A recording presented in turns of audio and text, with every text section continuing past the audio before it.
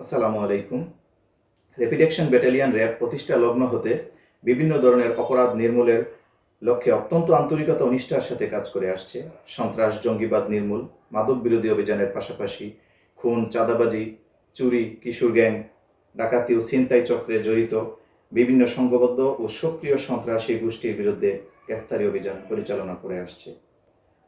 সকল সময় আপনারা দেখেছেন যে কোনো ব্যাপারে সকল আইনশৃঙ্খলা বাহিনীর পাশাপাশি র্যাব অগ্রদূত হিসাবে কাজ করে থাকে এবং এক্ষেত্রে আমরা মিডিয়াকে সবসময় আন্তরিক ধন্যবাদ জ্ঞাপন করি। মিডিয়ার মাধ্যমে আমরা অনেক ইনফরমেশন খুব সহজে পেয়ে থাকি। অত্যন্ত প্রান্তিক এলাকার লোকজন অনেক সময় বুঝতে পারে না কোথায় গিয়ে কোথায় অভিযোগ করতে হবে। অনেক সময় তারা পুলিশের কাছে, থানার কাছে যেতে হবে, সেখানে যাওয়ার আগেই দেখা যায় যে মিডিয়াতে একটা নিউজ আসলো, সেটা নিয়ে আমরা আমাদের কার্যক্রম চলমান রাখি। এরই ধারাবাহিকতায় আজ এমন এক মর্মান্তিক এবং নৃশংস হত্যাকাণ্ডের কথা বলতে এসেছি, যেখানে আপনারা অলরেডি মিডিয়ায় দেখেছেন দেয়ানগঞ্জ জামালপুরের এক টকবগে যুবক সাগর ওরফে আপেল মিয়া, যে চেয়েছিল নিষ্ঠা সততার সহিত জীবনযাপন করতে। তার সামনে ছিল অপার সম্ভাবনাময় এক ভবিষ্যৎ, বাট তারই এক বন্ধু রিপন মিয়া, যার বয়স আনুমানিক 30, একদিন রাত 3টার দিকে তাকে ডেকে নিয়ে যায় তাকে রেল স্টেশনে নামিয়ে দিয়ে আসার জন্যে।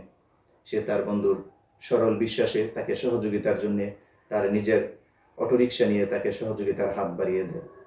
কিন্তু উক্ত ঘটনার 1 নম্বর আসামি এবং তার সহযোগী আব্দুল লতিফ, যার বয়স 39, দুইজন মিলে সাগরের অটোরিকশায় উঠে রেল স্টেশন যাওয়ার পথে এক আখ ক্ষেতের পাশে তাদের সাথে থাকা গামছা পেঁচিয়ে তাকে নির্মম নৃশংসভাবে হত্যা করে। এই ঘটনা এখানেই শেষ নয়, তারা পরিকল্পিতভাবে তার এই মৃতদেহকে আখ ক্ষেতের গভীর এলাকায় ফেলে আসে। তাদের হীন উদ্দেশ্যই ছিল যেন শিয়াল কিংবা হিংস্র প্রাণী তাকে খেয়ে ফেলে তারা দরাচর বাহিরে থাকবে, এবং তারা অটোরিকশাটি নিয়ে পালিয়ে যায়। এলাকাবাসী ভোরবেলায় দেখতে পায় যে দিক দিয়ে, ওই এলাকা দিয়ে রিপন মিয়া অটোরিকশা নিয়ে যাচ্ছে, বাট কেউ বুঝতে পারেনি তার পিছনে ছিল এক করুণ ইতিহাস। পরবর্তীতে উক্ত ঘটনা সামাজিক যোগাযোগে ছড়িয়ে পড়ে।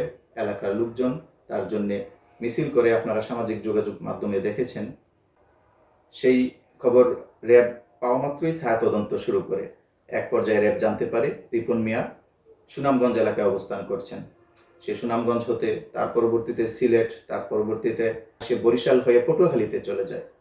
র্যাব বরিশাল টিমকে অ্যাক্টিভ করে পটুয়াখালীর দুমকি এলাকা থেকে তাকে গ্রেফতার করতে সক্ষম হয় এবং তাকে পুলিশের কাছে হস্তান্তর করা হয়। সে তার হত্যার দায় স্বীকার করেছে এবং সে জানিয়েছে তার উদ্দেশ্য ছিল অটোরিকশাটি চুরি করে নিয়ে যাওয়া, এবং তার সাথে কিছু মনোমালিন্য ছিল। বিভিন্ন সময় তার কাছ থেকে অটোরিকশা ভাড়া নিয়ে যেত, সে ভাড়া মাঝে মধ্যে হয়তো টাকা একটু বেশি চেয়েছে।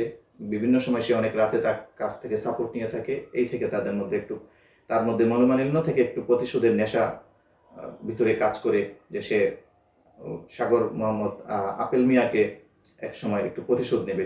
তারই ধারাবাহিকতায় এই নৃশংস ঘটনা ঘটে এবং জামালপুরের দেয়ানগঞ্জ এলাকায় সেই ঘটনা ঘটার 3 দিন পরে আপনারা সামাজিক যোগাযোগ মাধ্যমে দেখেছেন, যেটা ভাষায় প্রকাশ করা বা কোনো সুস্থ মানুষ দেখে সহ্য করতে পারবে না।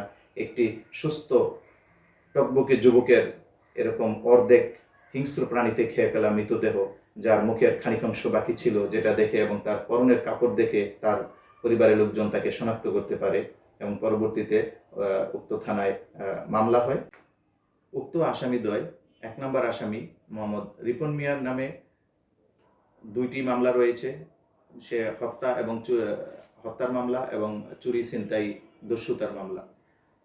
অন্য আসামি আব্দুল লতিফ, যার নামে মোট 4টি মামলা রয়েছে। তার পেশাই হচ্ছে চুরি, ছিনতাই, দস্যুতা।